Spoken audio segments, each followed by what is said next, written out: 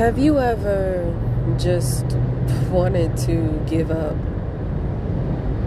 Sometimes I say to myself, I just want to let go. I just want to stop. I just want to do nothing. But if I do that, then everything else will fall apart. Everyone that's leaning on me, people that are depending on me, the job, my baby, just life. And that's probably what vacations are for. Taking time to really just to set in place where you can disconnect and not have to answer to, everybody else that you usually answer to. Every moment with my daughter now, I feel it's like a vacation. It's a time to step away into a whole new world, a different world. Yes, I have responsibilities, but like with her, I don't know, I relive the world through different eyes, and I'm just so curious to see how she's growing, how she's taking in information. When I look back at my pictures, it makes me feel like, okay, I'm doing it. It's not really as crazy or as out of whack as I thought. You're doing okay. You are doing okay. Lately, in the last 2 weeks, it's like a 3-week stretch. My off days have been few far in between. And so I really look forward to them. Not just to sleep and rest and do nothing, which is what I used to do. But now I look at them as, time to reset, time to disconnect, recharge, and also possibly to reconnect with a few people. I try as well to take my regular days to figure out how I can do the same. I just feel like I'm gone for so long. So I really need to utilize, the time that I have before work or after work, right? But it's tough, especially when you're exhausted. I'm going to try, though. I really need to. Is anybody out there that have kids? Well, maybe it gets easier. Somebody tell me it gets easier, I guess, as they get older, as far as the time management thing. Does anybody work a manual labor job? Like, because I'm on my feet all day. Anything where it's like doing hair, you're a plumber, you're an electrician, you're someone who, or a construction worker, like any trade. Like, if you're someone who works there behind off, camp counselor. I remember I used to do that. You're outside. I know this is not the season for that because kids are back in school. If you do after school, if you're a teacher, it's using the full extent of your mind, the full extent of your extremities, that kind of thing. It's a lot of work. Not to, like, what's the word? How do you say it? Not to knock on people who sit at the desk all day, but I mean, that's a lot of work too. But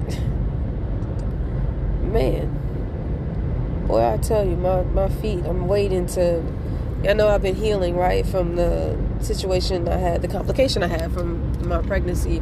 So I tried to put on my clouds the other day. My feet grew, my hands grew. I am not happy about that. So where I'm used to wearing 6.5, right? I guess we need to bump up to 7, and hopefully, we'll see. I try to stuff my feet in some heels. These heels, they was already tight, but now they are, like, my feet fit in them, but yeah, nah. Don't even try to go walking around. It'll be painful. And so, I don't know. It was like when I was younger, I used to be like a size 7, and then I felt like some shoes were comfortable and they weren't. And then my feet like felt better in 6.5. So maybe it's just the ebb and flow. Maybe at a certain period of time, like when I was in college, maybe I was growing and stuff, my ligaments or whatever were loose, and then they got tight again. And hopefully in the next 7 months, because we're on month 5 with her, right? So 6 months will be halfway through, but hopefully in the next 7 months, my body will continue to, go back down and hopefully get back to some kind of normal. Because these women, they be telling me, oh, give it a year. And I'm like, are you sure though? Are you sure? I want to see for myself. Because right now it's like, now, even though, I'm still adjusting, I am kind of getting into the swing of, getting up, getting her ready, getting myself ready. I'm getting there. It's starting to be routine. I get it now. I get it. I like it.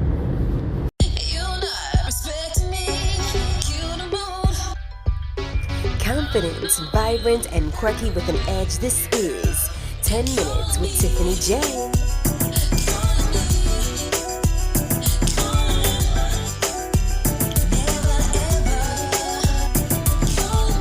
10 Minutes with Tiffany J features the inside scoop as she juggles the world around her, a 9 to 5, along with a handful of gifts and talents that will blow your mind. All things Tiffany J on her website at MissTiffanyJ.com. Now, let's get into the show.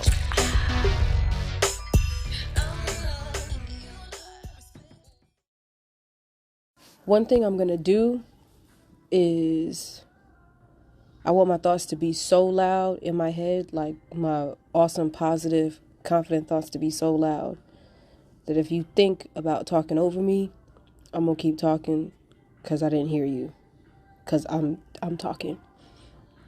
And I'm kind of quite tired of it.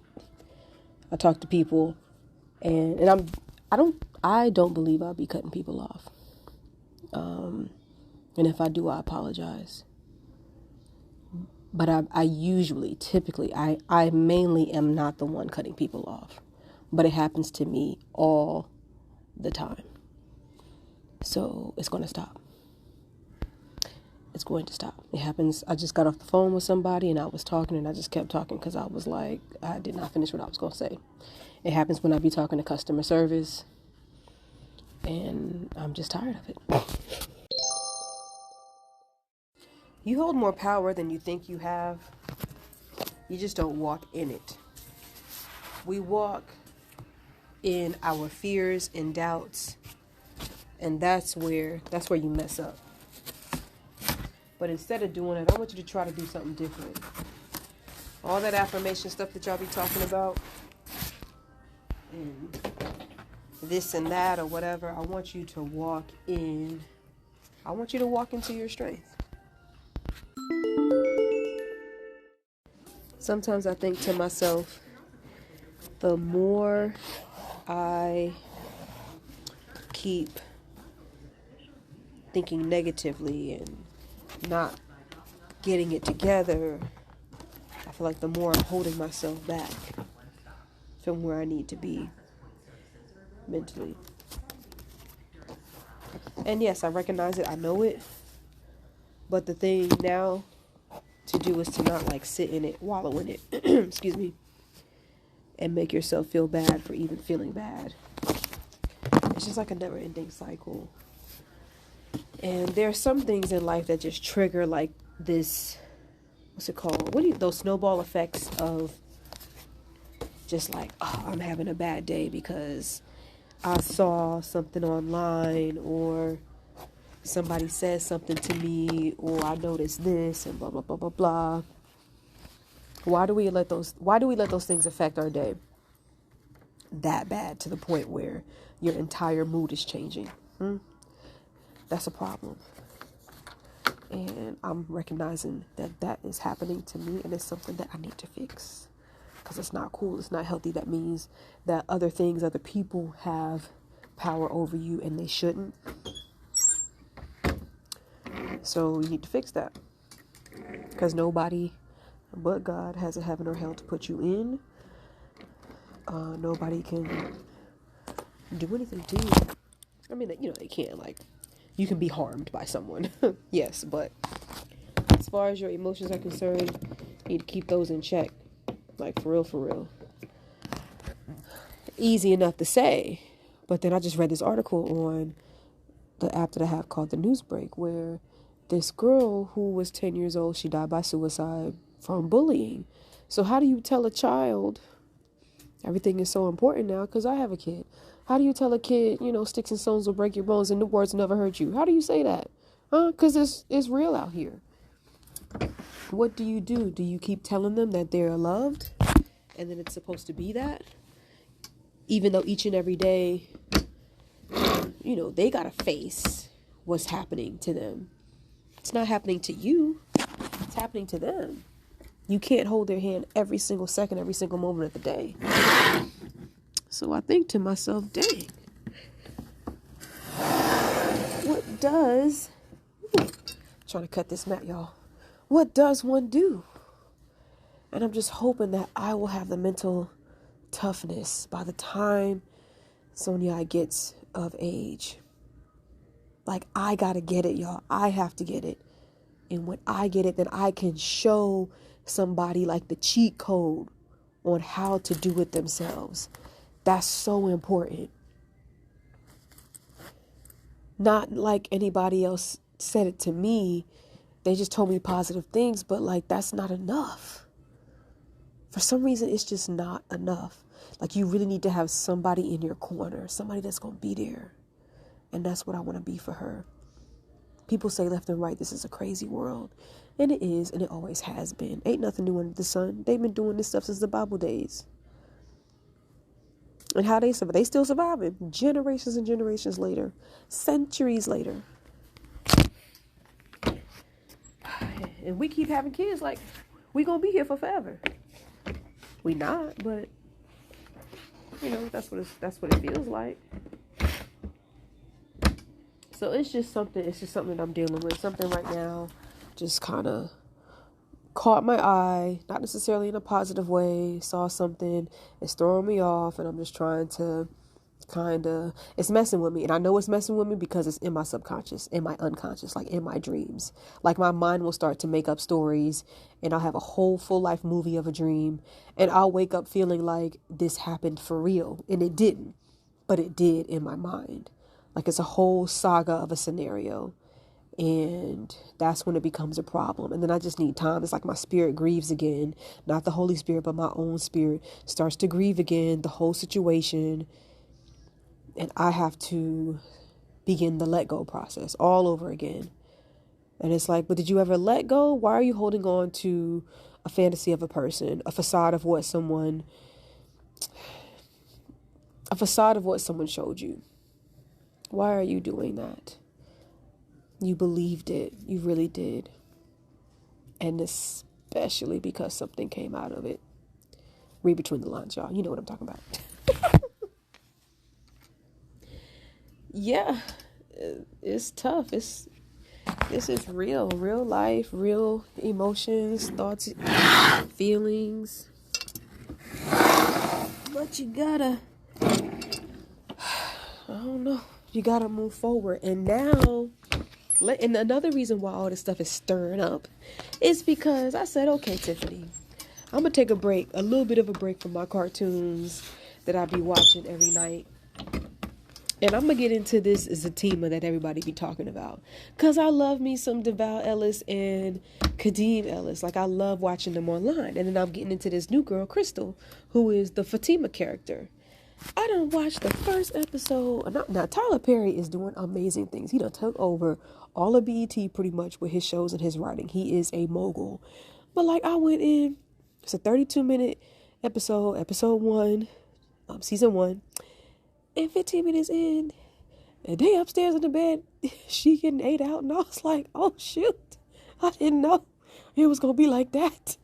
And I said, well, Tiffany, this is the real world, and these things do happen, So buckle up, and let's get on back in there. And I think that's why all this stuff done stirred up again, because you see people out on the street, and your imagination just goes wild as far as what goes on behind closed doors.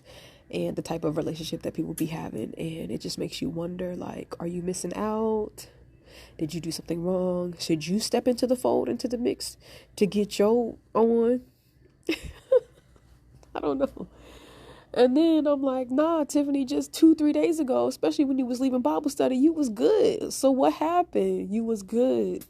Now all of a sudden you not? Is it because your eye gates was open and susceptible to something sexual and now you feeling some kind of way? Like, what is it? Are you going to be able to withstand all of this like for forever? I don't know. But yeah, that's pretty much what happened. I was in here 2 days ago reading Romans, having my Bible app reread it, and so I could be good for Bible study come next Monday.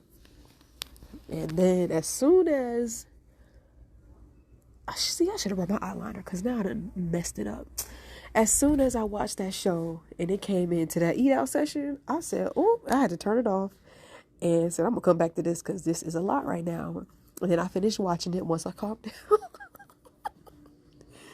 And then I said, okay, woo. But yeah, I had to take a break. I definitely had to take a break on that one. And because it's been a minute. It's been a minute for me.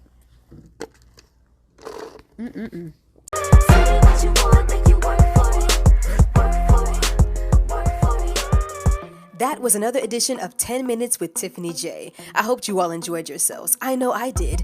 Now you can get more episodes on my website at www.misstiffanyj.com. But don't stop there. Hop on over to the music tab and check out your favorite Tiffany J record, starting with my latest singles, Work For It and Callin' Me, which is on all digital platforms. Also with a bomb video showcase on YouTube featuring the Queen City, Charlotte, North Carolina.